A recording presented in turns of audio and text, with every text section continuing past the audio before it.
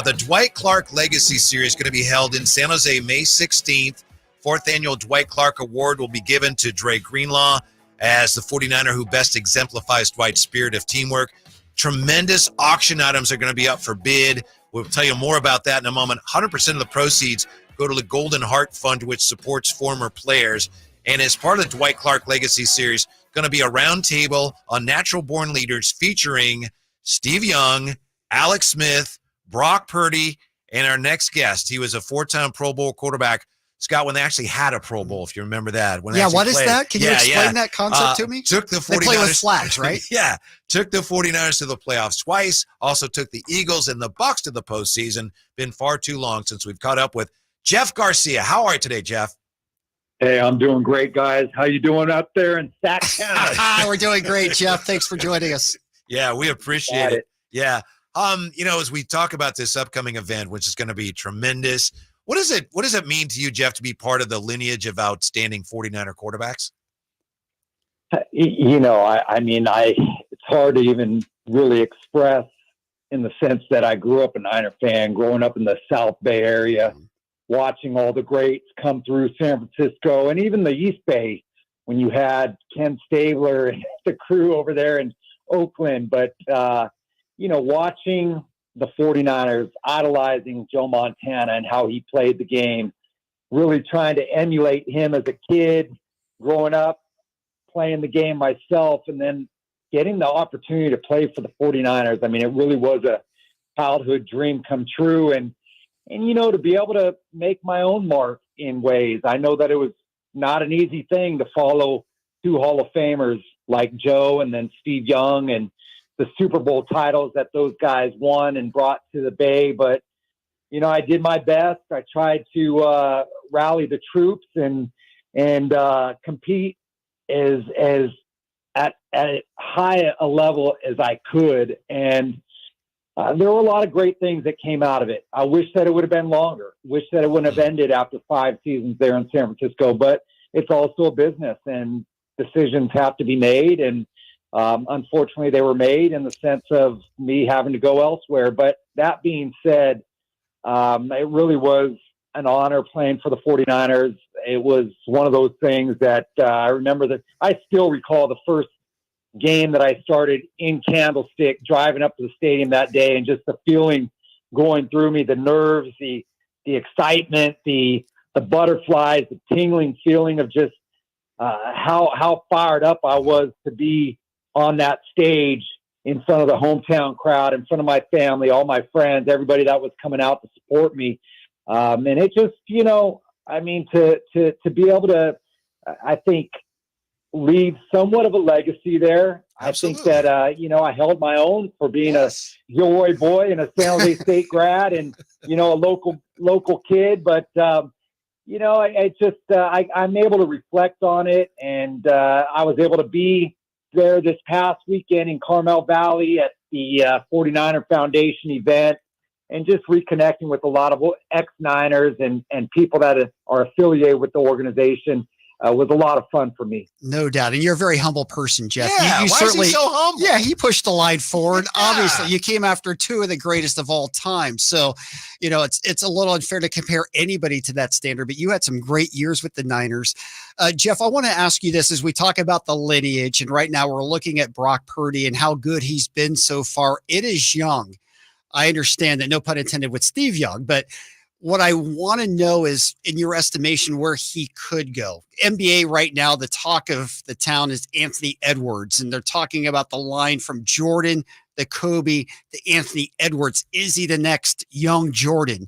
When you look at Brock Purdy, is it fair to start comparing him to maybe a young Joe Montana? Is that fair or unfair? I think it's unfair. I think you have to let Brock be Brock and really continue to have that consistency year in and year out. I mean, he has shown great things for a young quarterback, well beyond what anybody would have believed out of him, except for him and his family. And I had the chance to actually meet Brock in person this past weekend and talk to him a little bit.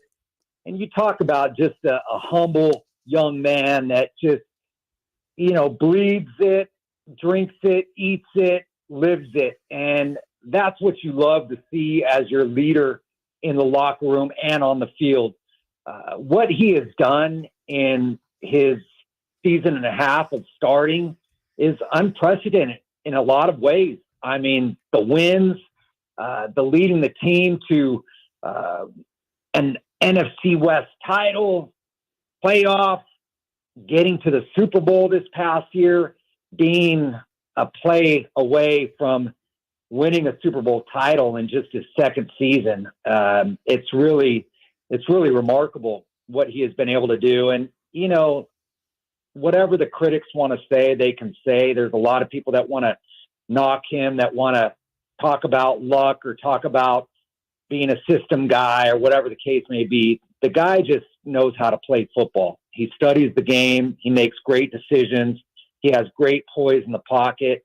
He does have a coolness to him that is like Joe. I mean, Joe was so cool in the pocket, so effortless in how he played the game.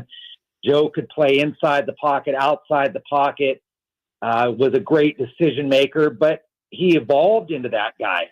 I mean, Brock is becoming that guy instantaneously, and he's got a great team around him and a great system, a great coaching staff.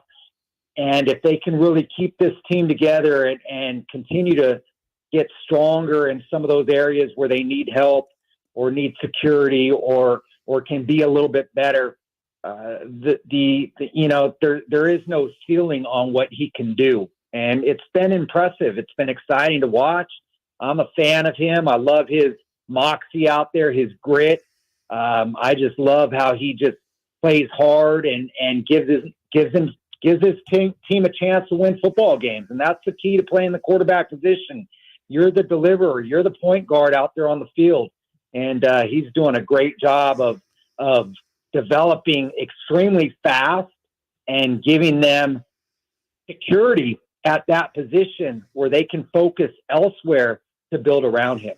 Jeff Garcia is our guest. Jeff, as we mentioned, is going to be part of the Dwight Clark Legacy Series, San Jose, May 16th. He's going to be part of the roundtable with Steve Young, Alex Smith, and Brock Purdy. And there's going to be great auction items up for bid. And the Niners, Jeff, if I may, I want to read some of these items. The Niners just sent us a list of some of the stuff that's going to be available. 49er game tickets, memorabilia like Dwight Clark, a jersey, Joe Montana helmet, Jerry Rice print, wow, custom event helmet signed by you and Steve and Alex and Brock, golf packages for the live auction, VIP tickets to the ESPYs and the after party, Hall of Fame winemakers dinner, watch party for 12 at Whetstone Cellars in Napa with Bryant Young, Patrick Willis, and Private NFL Network studio experience for 2 with Mariucci and Rich Eisen, Kurt Warner. It's going to be a tremendous event, and we're pleased to talk to Jeff Garcia here. I want to ask you, Jeff,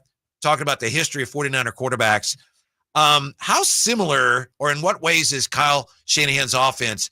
Is the offense, the passing attack, is it in any way similar to the West Coast offense that you guys used to run? He has taken the West Coast and he has evolved it. And his dad did a lot of that. You know, his dad ran a system out there in Denver, which he took from San Francisco when he was a coordinator with the Niners, but he built upon that system and he really, really stressed the zone running game, which they became the best in the league at. No matter who they plugged in at that running back position, they were guaranteed 1,000-yard rusher. And then off of that, they had the play action, the movement. And when you have a quarterback like John Elway, and then they had, the snake, Jake Plummer out of Arizona State, you had guys who could lengthen the pocket, who could play sideline to sideline. And that's where they really got good at that zone run and then the play action movement off of that zone run. And Kyle has just taken that to another level. You talk about what they do with the screen game. What they do to defenses is they force the defense to not just cover vertically, but cover sideline to sideline. One of the things that was lacking when I watched games when Garoppolo was quarterbacking the team, which they were very successful on the field, but they didn't stretch the field very often. With Brock, they're taking those shots down the field. They have guys who are pushing the top of the coverage, but then they're also so good sideline to sideline with the screen game, getting the ball out of the quarterback's hand quickly to guys like Kittle, Ayuk, Debo, and then obviously McCaffrey. I mean, they have just such tremendous weapons that when you get the ball in those guys' hands, they're capable of taking it to the house, just like Jerry and John Taylor did back in the 80s and 90s. And when you have athletes like that, and when you have a system like what Kyle has put together, it really puts a lot of stress on the defense. Doesn't allow the defense to just pin their ears back and say, hey, we're going to rush the passer. He's going to set up at 5 to 7 yards deep in the pocket. We know where he's going to be. No, they're going to change it up all the time, and it really creates a lot of problems defensively, and they've done a great job. You know, one of the things, when I left San Francisco, I had a chance to go to Denver after my year in Cleveland, and I was so torn because I was talking to Mariucci and the Detroit Lions, and that was my old staff from the Niners. They had so many of the coaches there in Detroit, but it was Detroit, and I was just in Cleveland, and I had just experienced that difficult type of situation, and Kyle was interested in me. The difference was that they had Jake Plummer, and not that I couldn't compete with Jake, but he was their starter. Yeah. Detroit, they didn't really have a secure starting quarterback, and so that weighed heavy, I guess a little bit heavier on my decision to go with the familiarity of a coaching staff and then have the chance to compete to be the starter. But I had always loved Mike's style of offense, how he utilized the quarterback, moving the pocket, getting the quarterback outside the pocket, because I really felt like that suited my ability to play the game, being able to throw on the run, make decisions on the run, press the defense outside the pocket, get yards with my legs, all those things. And to see Kyle do that now with Brock and really just open up the gates as far as what he gives Brock the reins to do. I think there's a lot of trust in Brock, probably more so in Brock than any other quarterback that he's had there in San Francisco to this point. And he knows Brock's going to make the right decisions. He's going to do the right thing out there. He's not going to make the big mistake. And, that's key when you have someone like that you can trust and just allow your offense to fully flourish out there on the field. You know, Jeff, some people were caught a little bit off guard when the Niners selected a wide receiver in the first round and took Ricky Pearsall. Some people thought that Pearsall might not be drafted to the 3rd or 4th round. Now, the speculation is he's a great blocking wide receiver, and that fits into the Shanahan system.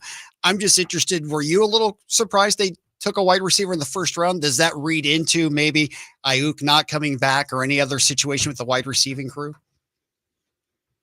I think I was a little shocked in the sense that I believe that he went higher than what I thought that kid would have went at. Now, I haven't watched Ricky, and I'm sure he's a great player, and I've seen some of his highlights, and he makes some spectacular plays.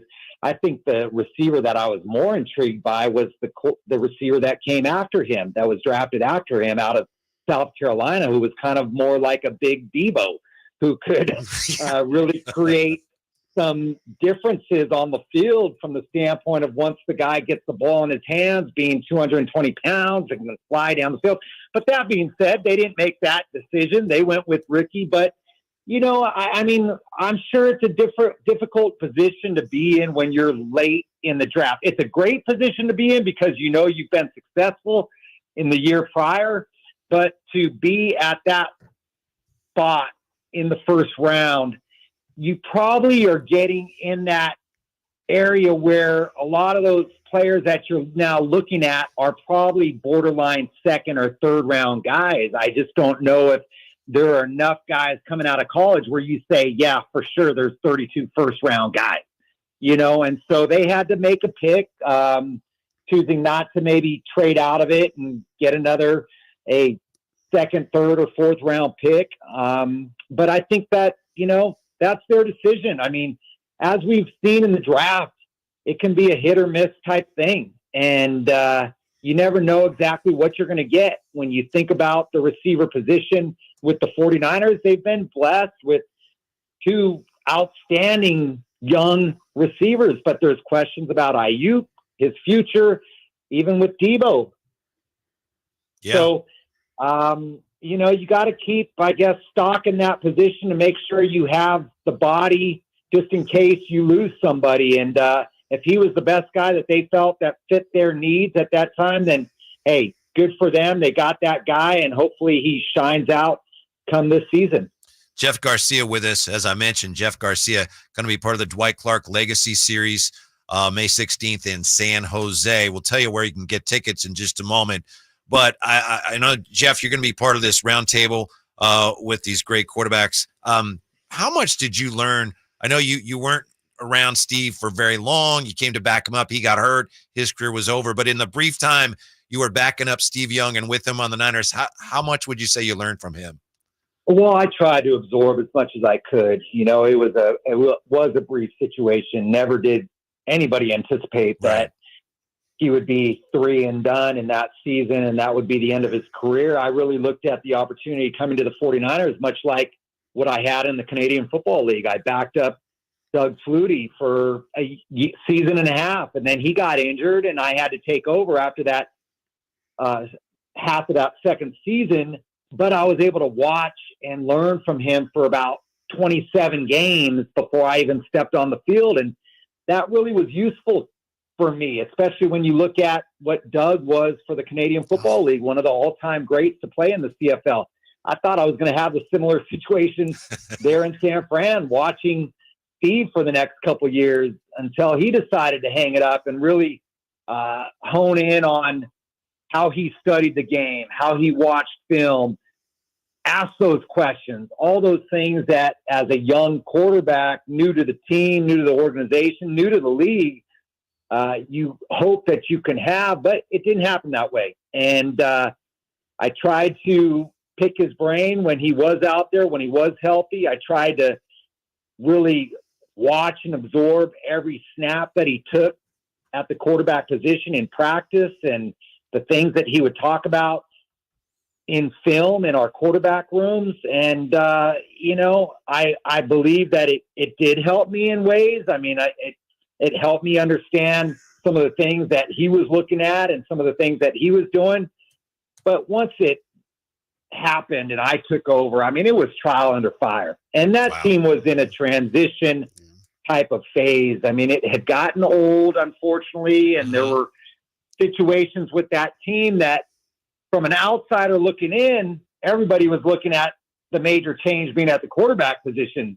But there were a lot of things that needed to be somewhat upgraded within that team. And it started to happen in the next couple of years, and we really made a fast turnaround to get back to being a playoff caliber team, to being a competitive football team. But, my experience with Steve was unfortunately short-lived. I mean, yes, it gave me an opportunity to step on the field and grow and learn and learn through experience. And that definitely helped me going into my second season, where I did set a record that stood for 20 plus years before this guy named Brock happened to beat it this past season.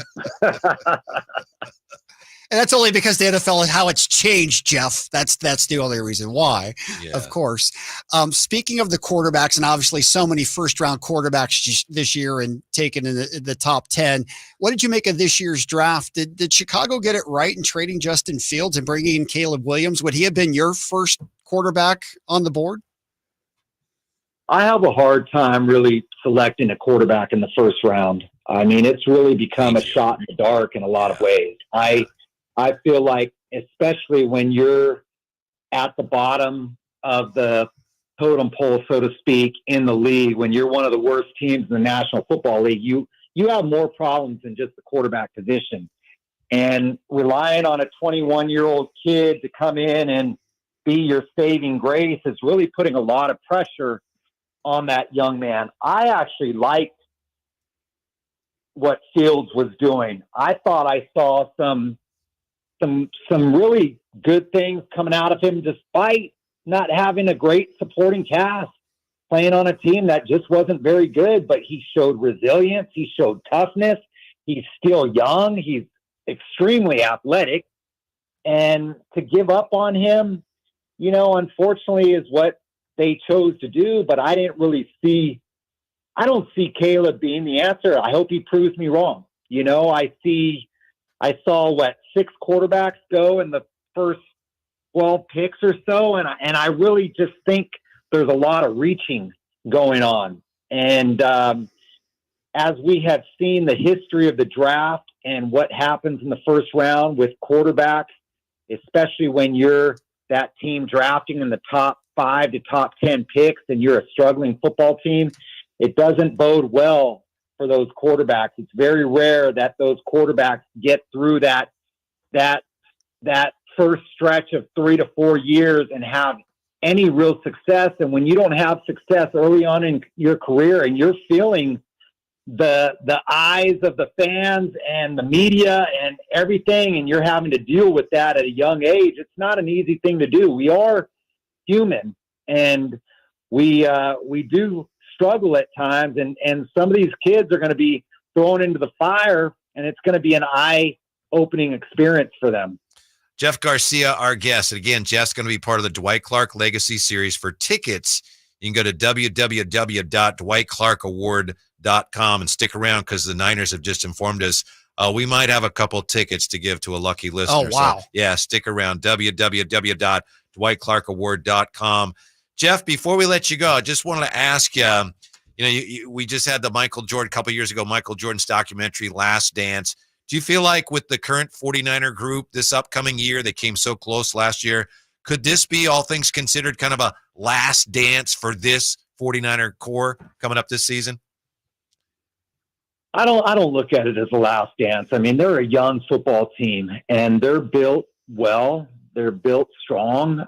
They have some great leaders in that locker room. And I think that's going to be the important factor moving forward, is really keeping the strength of the team together, keeping that core that is so instrumental in the locker room as well as on the field together. And it's all about health. I mean, you see it week in and week out, the struggles that teams go through with keeping their key guys healthy. And if the 49ers can stay healthy, especially on the defensive side, they have plenty of weapons offensively. They have a great scheme offensively. Obviously, you want to keep your quarterback healthy. You want to keep some of your key players like CMC and the crew healthy. But you're going to go through some struggles at some point. Defensively is the key. When they lost Dre in the Super Bowl, that was a difference maker. I just saw Dre last weekend as well. Looks like he's healing up well, still in a walking boot. But, that linebacker crew, that defensive line, they're such a key ingredient to that team and their success. And hopefully the defensive backfield will be strengthened. But the key is going to be health. If they can stay healthy, they will compete with anybody in the National Football League. And I think they'll compete with anybody for years to come. And it's up to, management, it's up to the coaching staff to keep the glue together. And right now we have a great thing going on in San Francisco. It's important to not mess it up. Keep it together. Let's focus on what we can do this year to get back on top, to get back to the Super Bowl. It's not easy to get there, not at all. And they're going to have a big target on their back when they face everybody. But, hey, they can rise up to the challenge. They can do it. Thank you, Jeff, very much for your time. Look forward to seeing you San Jose, May 16th. By the way, and this will be our question that we'll give tickets away via, who was Jeff Garcia as a kid? Who was your favorite football player? Joe Montana was my guy. I figure, yeah. All right. That's our question. So if you know that, stick around. We'll tell you how you can win your tickets. Jeff, thank you so much. We appreciate it. Hope to talk to you again very soon. You got it. Take care, guys. All right. Thanks. The one and only Jeff Garcia. Yeah, so there you go. Caller number 5 right now. Caller number 5, 339-1140. Not 16? Nope. Right. In honor of Jeff Garcia, caller 5, 339-1140, 1-800-920-1140. Caller 5 who identified Jeff Garcia's favorite football player. We got a pair of tickets for you, courtesy of the 49ers. We appreciate that very much, to the Dwight Clark Legacy Series to be held San Jose, May 16th. Chance to hang out with some incredible stars and chance to bid on some incredible items too. That was awesome. It's great to talk to Jeff. He's very humble. He actually had a really good career with the Niners. Yeah. I think he gets I guess I overlooked did a little okay. bit. Oh, Yeah. he had some of the all-time numbers for a while Uh-huh. with the organization, and I love his take and his perspective on what he offered, not just with the Niners, but the league. Yeah. So thank you for being with us. Thank you, Jeff Garcia. Good